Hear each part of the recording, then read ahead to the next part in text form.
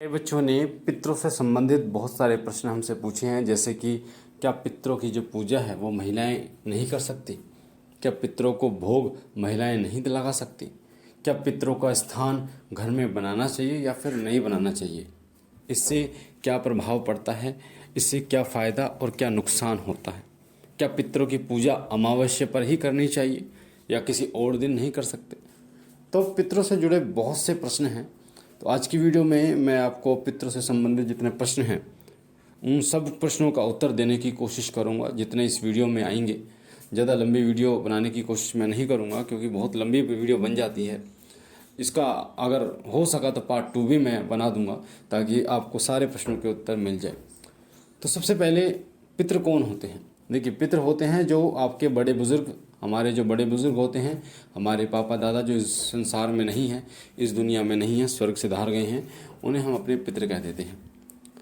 ये पहला प्रश्न हो गया। अब पितरों की पूजा क्यों आवश्यक है? पितरों की पूजा इसलिए आवश्यक है क्योंकि पितृ हमारे सबसे पहले बुजुर्ग और देवता होते हैं, और पितृ देवता यानी कि पितृ योनि भी एक देव योनि है। और पितरों की पूजा करना इसलिए आवश्यक है क्योंकि हमारे ऊपर जो ऋण होता है वो पितरों का होता है। दूसरी बात, पितृलोक भी होता है और पितृलोक में पितृ हमें आशीष देते हैं। उन्हीं के आशीष से हमारे घर में सुख समृद्धि रहती है। संतान संबंधी जो दिक्कतें हैं वो हमें नहीं रहती।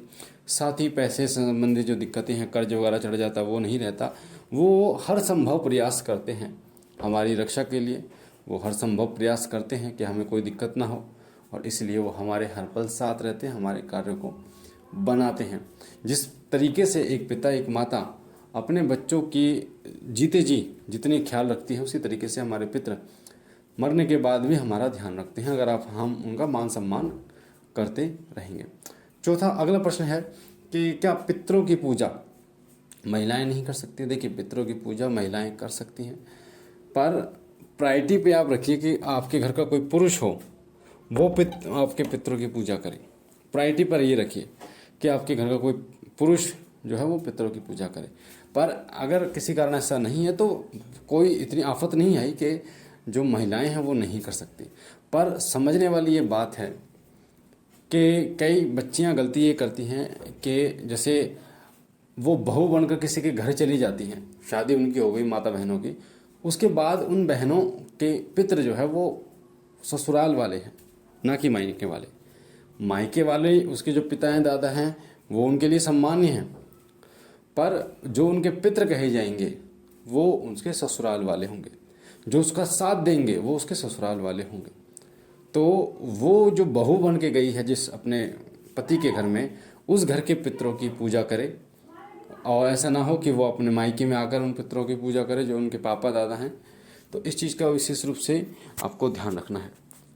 अगला प्रश्न है कि क्या महिलाएं पितरों को भोग नहीं दे सकती? देखिए, महिलाएं अपने अशुद्धि के दिनों को छोड़कर शुद्धि के दिनों में वो पितरों को स्नान भी करा सकती हैं, उन्हें भोग भी दे सकती हैं और उनकी सेवा भी कर सकती हैं हर तरीके से। कोई रोक टोक किसी भी तरीके से नहीं है। पर पुरुषों को ये प्रायोरिटी दी जाती है। क्यों? क्योंकि पहली बात तो ये कि जो महिलाएं हैं जब भी वो पितरों के सामने जाएं तो घूंघट करके जाएं। उनके बड़े बुजुर्ग जो होते हैं घूंघट करके, उसके बाद उनका जो भी करना, दिया बाती करनी है, भोग लगाना, वो घूंघट करके लगाएं तो सबसे अच्छा रहता है। एक सम्मान होता है जो वो चाहते हैं। अब अगला प्रश्न लेते हैं, क्या पितरों का स्थान घर में बनाना बहुत ज़रूरी है? क्या ज़रूरी है पितरों का स्थान बनाना? देखिए, अगर हम अपनी बात करूं मैं, तो हमारे यहाँ पर हमारे गांव में पितरों का स्थान जगह जगह बना हुआ है। हमने भी अपने घर के पितरों का स्थान छत पे बना रखा है और हम अपने पितरों की पूजा करते हैं। और मैं अपनी बात बताऊं, जो मंदिर में हमारा जल का लोटा हम सुबह सुबह धोकर और जल का लोटा भर के रखते हैं जल का, अगली सुबह वो मैं पितरों के ऊपर, आधा पितरों के ऊपर डाल देता हूँ और आधा भगवान सूर्य को अर्पण कर देता हूँ। तो इससे भी पितृ प्रसन्न होते हैं। और ये रोजाना हो जाता है तो पितरों की सेवा भी हो जाती है, पितृ स्नान भी कर लेते हैं। तो मैं तो ये करता हूँ, बाकी इससे कोई दिक्कत वाली बात नहीं, प्रसन्नता ही वाली बात है। तो पितरों का स्थान बनाना और ना बनाना ये आपके ऊपर निर्भर है, कोई ज़बरदस्ती किसी तरीके की नहीं। हाँ, एक ये अलग बात है ये कि अगर कोई पितृ चाहता है कि वो स्थान चाहता है तो एक अलग बात है कि बनाना पड़ेगा। पर अगर नहीं चाहता तो आप ऐसे ही पितरों का जो है वो भोग लगा सकते हैं, पितरों का जो है वो नाम ले सकते हैं, पितरों के नाम का जो भी दान है वो कर सकते हैं। अगला प्रश्न है, क्या पितरों को अग्यारी पर ही भोग लगाएं तभी वो भोग स्वीकार करते हैं? अग्यारी जो होती है, अग्नि जो होती है, वो बहुत जल्दी आपके पितरों तक या किसी भी देवता तक आपके भोग को पहुंचाती है। पितरों का भोग स्वधा, जो स्वधा देवी हैं, वो पहुंचाने का काम करती हैं। और जो देवता होते हैं, स्वाहा देवी जो होती है, वो अग्नि के माध्यम से वो देवताओं तक भोग पहुंचाती हैं। तो हमारी संस्कृति रही है सनातन धर्म की कि अग्नि में देवताओं को भोग दिया जाता है। तो पहले यज्ञ होते थे, बड़े हवन होते थे, उसमें दिया जाता था, पर समय बीतते बीतते छोटा रूप आ गया है जिसमें लोग कपूर पर और अग्यारी पर भोग दे देते हैं, जिससे देवता बहुत जल्दी प्रसन्न होते हैं, बहुत जल्दी उनको भोग स्वीकार होता है। हालांकि आप ऐसे ही उनके चरणों में भोग रख दें तब भी उनको स्वीकार हो जाता है।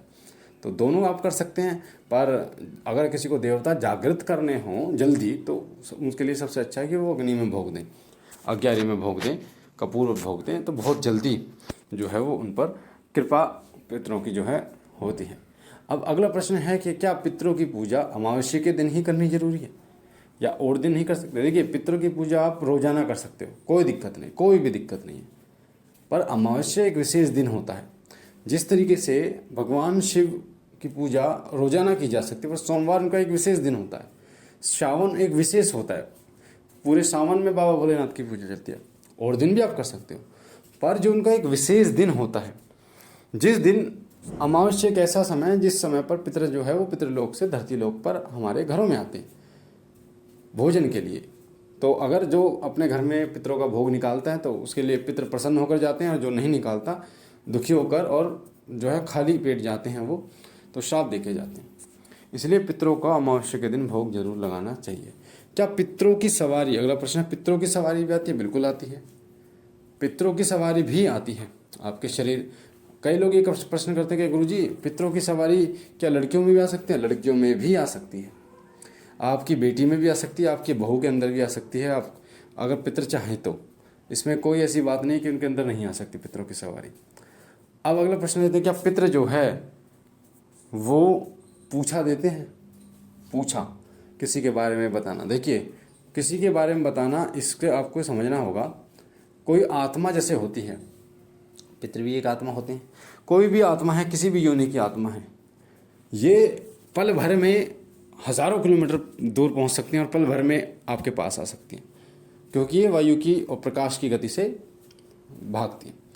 तो कोई भी शक्ति जो है वो किसी के घर के बारे में बता सके, ये तेरा घर है, ऐसा है, यहाँ पर आपका घर है, यहाँ पर नीम का पेड़ है, ये तो।